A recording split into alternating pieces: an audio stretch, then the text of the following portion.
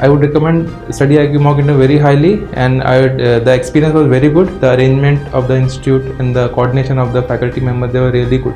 Yes, it was a good experience and I recommend it to others as well. I will highly recommend everyone who is preparing for civil service, especially for interview. My overall experience was very nice. I would highly recommend people to give mocks here. The quality of board members were very good. So yes, I will definitely recommend it.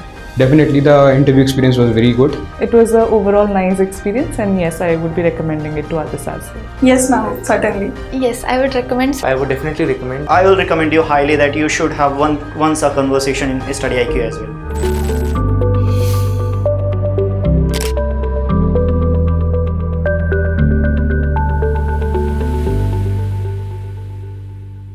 May I come in? Please to come inside.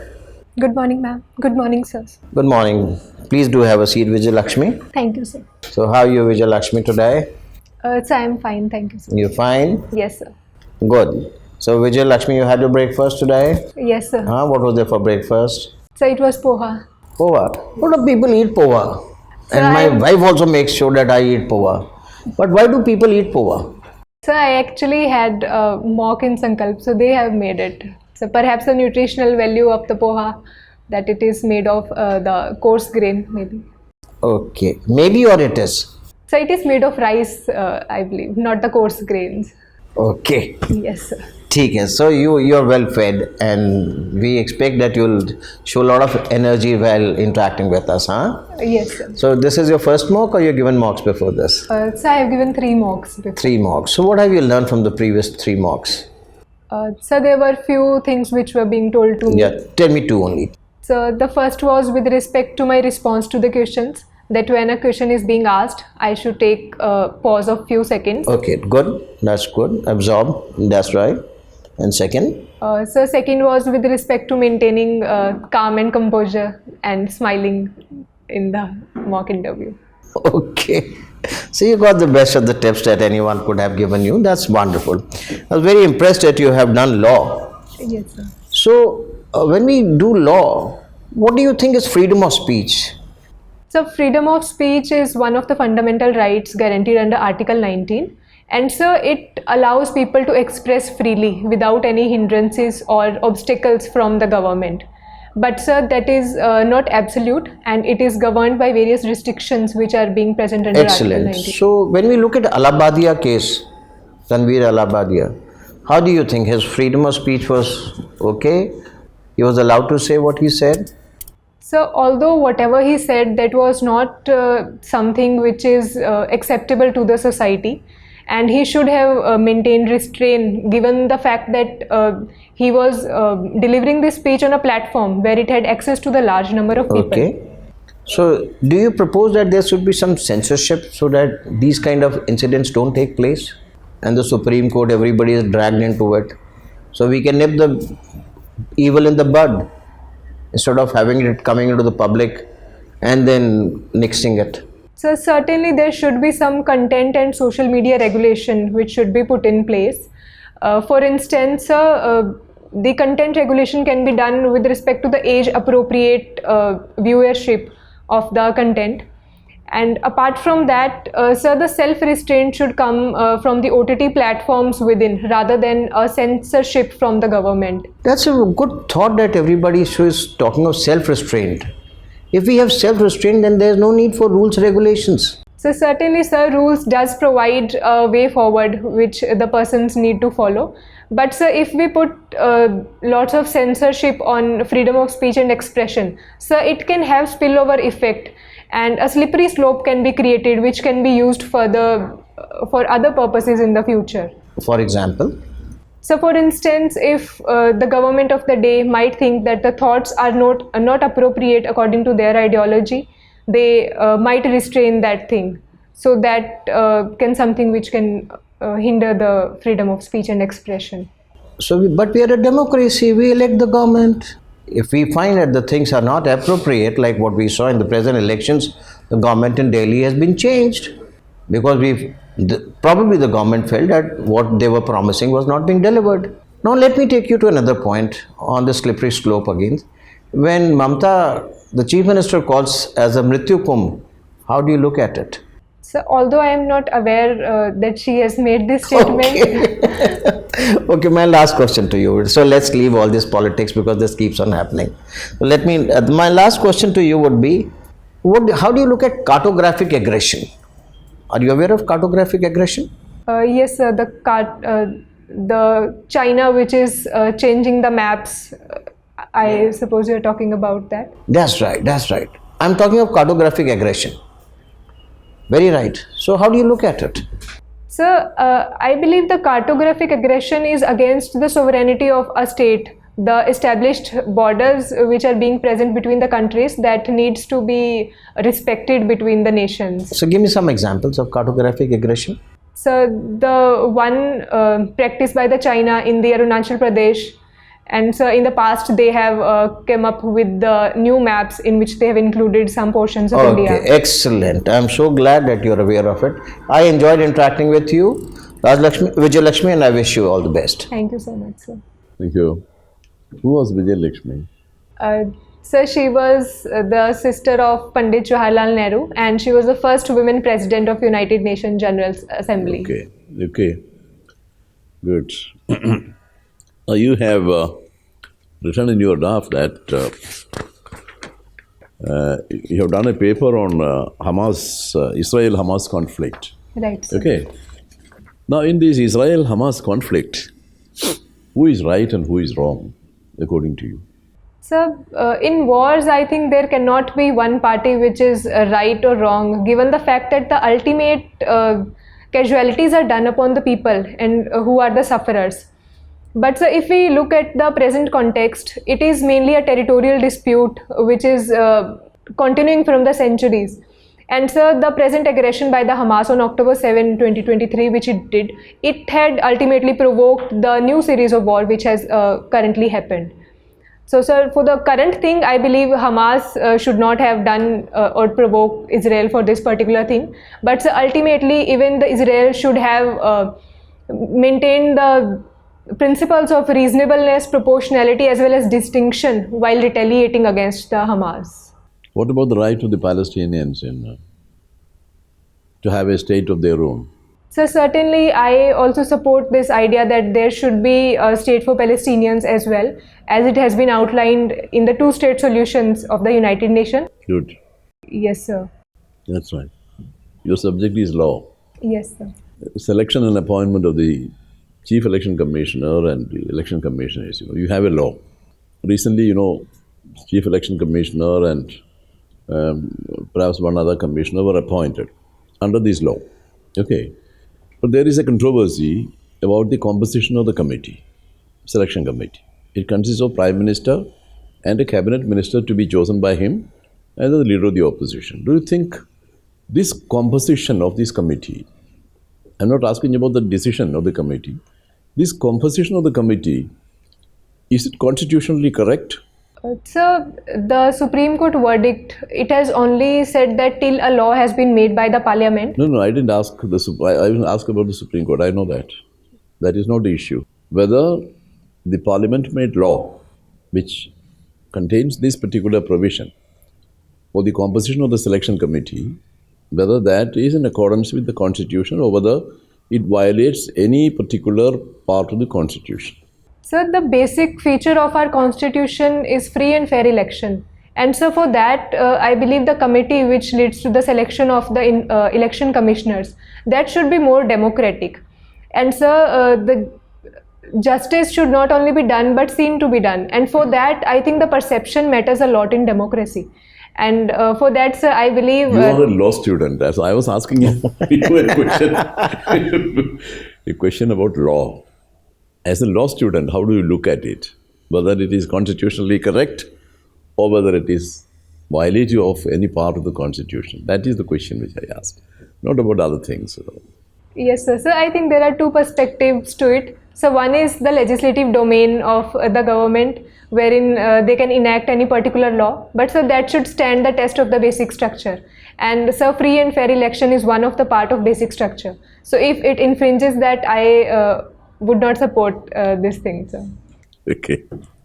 I will ask you another question about the Constitution. Because since you are a law student, so I should I think I feel inspired to ask you questions about law. Article 3 gives a lot of power to Parliament to create new states, to create union territories, change the name of the state, change the boundary of the state, diminish the size of the state, and all that.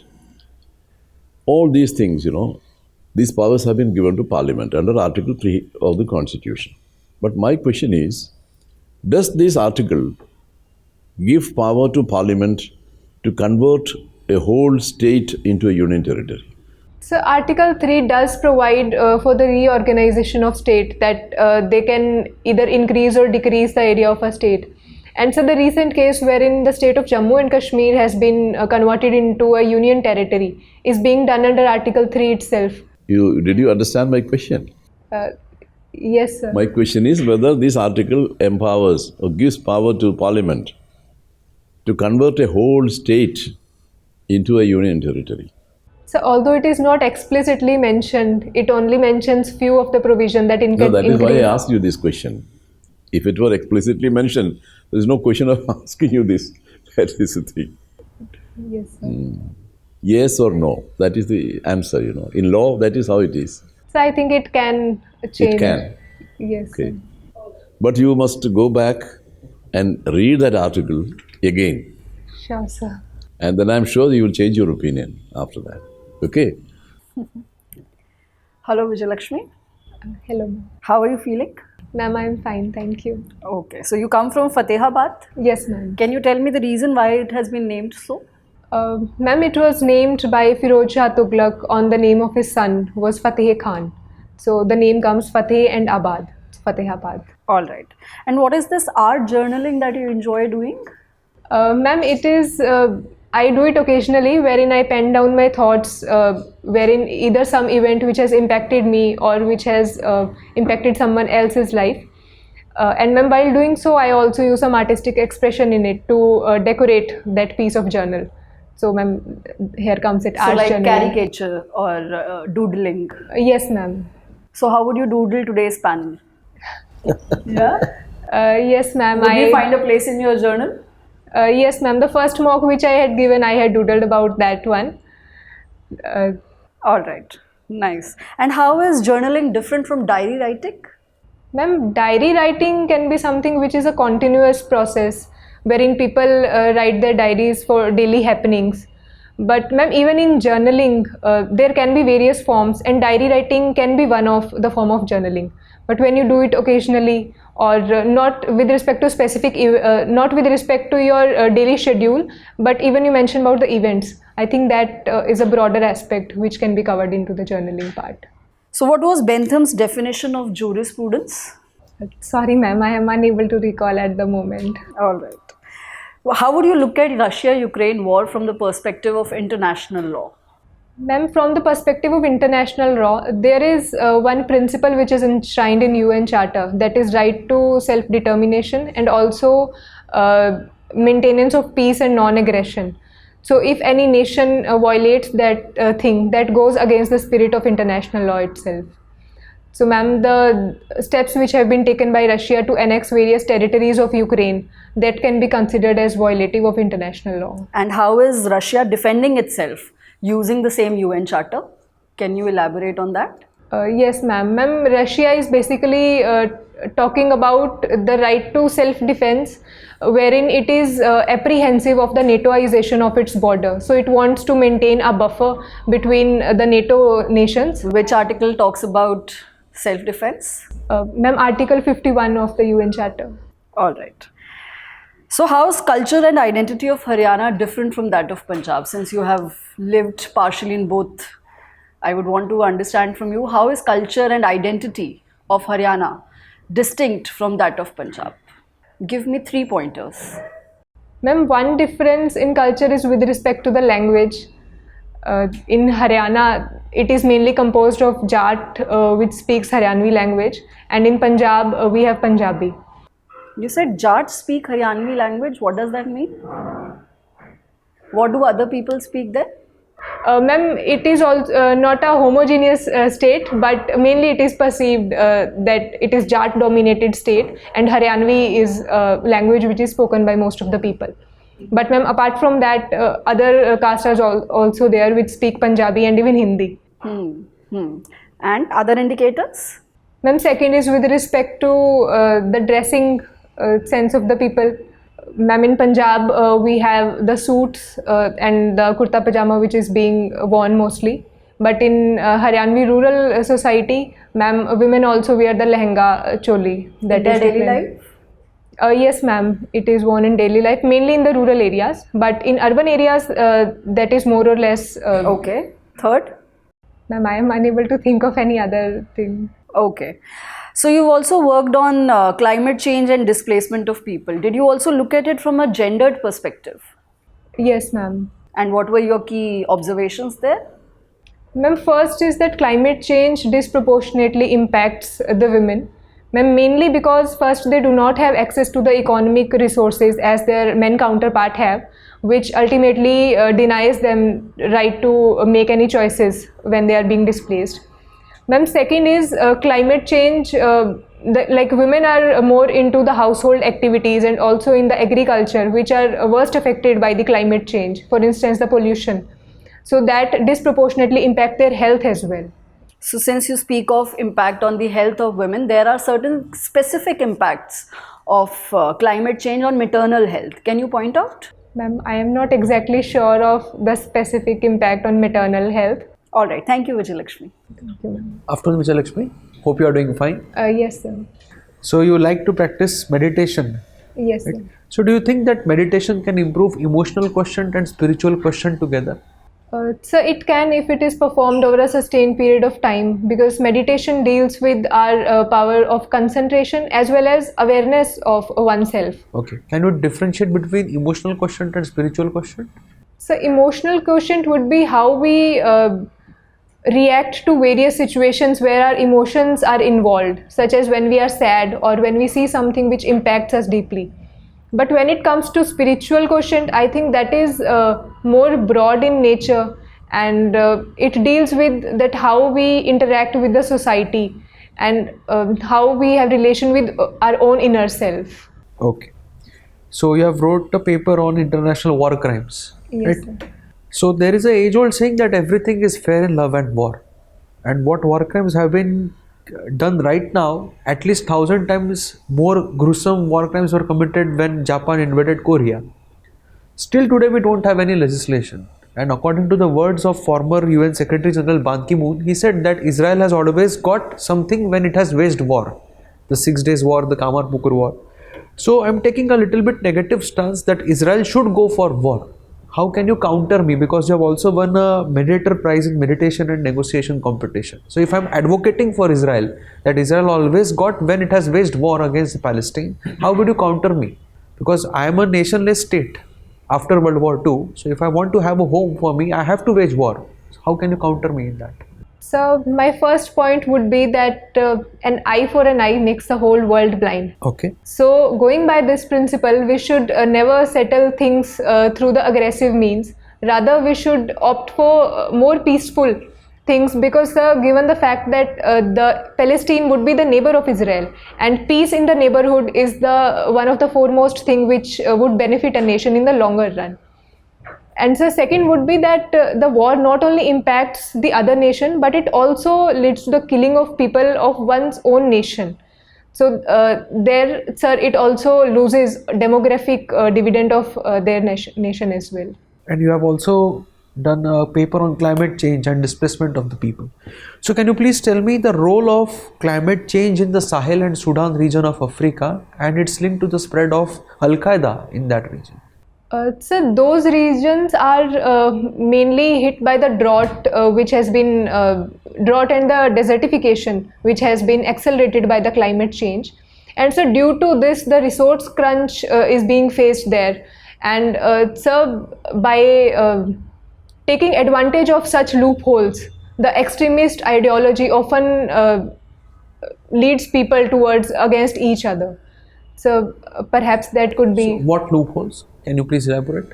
So when there would be less resources, it can be an easy point of conflict between various communities for which they can fight, and so such people can easily be radicalized for the betterment of their own self over the other counterpart. Okay, so you have pursued law as your career, right? Yes.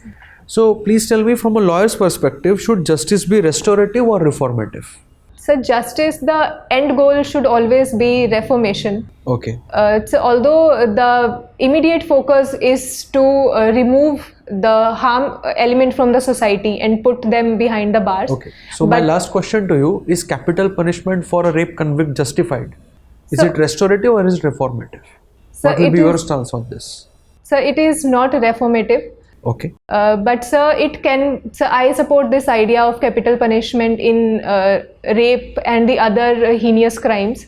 So because if a person is beyond repair and becomes a threat to society at a large, and so if it ultimately breaches the dignity of the other person, in considering these things, I think on case-by-case basis, by looking at the conduct of the person, if he cannot be reformed, then so will life sentence won't do the thing for you?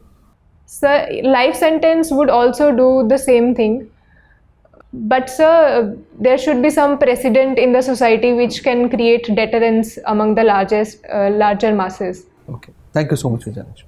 So we virtually come to the end of this interaction, but I was quite intrigued by the thing because lately, whenever I see any law student or any lawyer talking, they only talk of basic structure.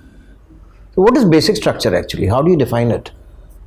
So although basic structure is not defined, but it is something which preserves the basic values which our constitution What are the basic stands values? for. The fundamental values are basic values, fundamental duties are basic values. What are basic values? So without which our constitution would not stand in the present form in which it What is are at they? present. That's what I'm asking. The values in the preamble? Yes, ma'am, the values enshrined in the preamble. For instance, secularism is one of the basic structure which upholds the constitution as well as the ethos of our Indian civilization. So do we understand that till 1976 we were not a secular country and we didn't have the basic structure in this constitution? Was this came as an amendment in 1976? Yes, although it was not explicitly mentioned, but constitution catered for it, 28 to 31? Yes, sir, the basic structure doctrine came in 1973. By the Keshavananda Bharti case, but even prior to that also the values which are being enshrined in the constitution. Okay, thank you. We enjoyed interacting with you. You may just wait for a while. We'll just call you. Thank you, sir. Thank you. Thank you.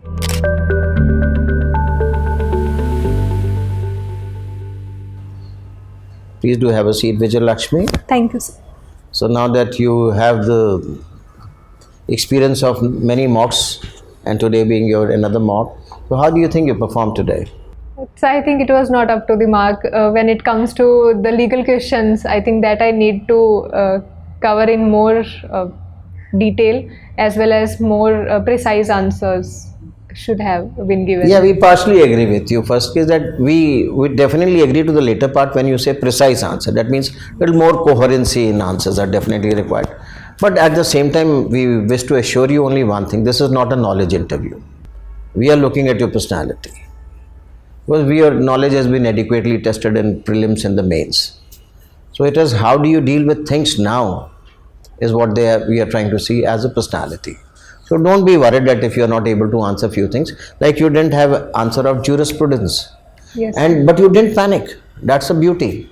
You said, I don't know, I'll find out. And you migrated to the next question. That was a very strong move.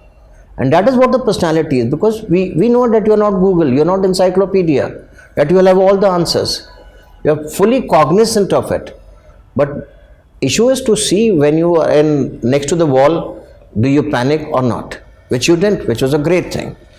But at the same time, there are places where we have this mocks only for a singular purpose that you become a better version of yourself.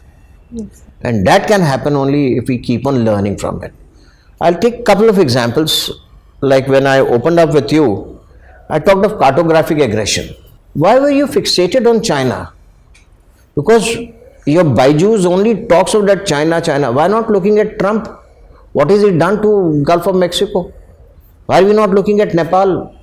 But somehow when we get polarized by our thought process, and that is what we would very strongly recommend, please start listening to news, not the views. Do you listen to some podcast, TV or news? Yes, sir. Which one? So the Sunset TV. Sometime Sunset I listen is- to the perspective. That is Sunset and Doordarshan. Thus avoid, I would not say avoid, but I would say when you listen to Palki Sharma and many other things, take it with a pinch of salt and start understanding what is happening. Because cartographic aggression is an aspect which is applied everywhere. Yes, sir. But once we look at it, we only look at South China Sea, or we look at Arunachal Pradesh, and we look at China as the main enemy, main bad boy going around. Whereas it is a tool given to everyone. Yes, sir. We have also issue on Kachitivu Island, which we have given it away. That's a different aspect. So please look at whole lot of these things.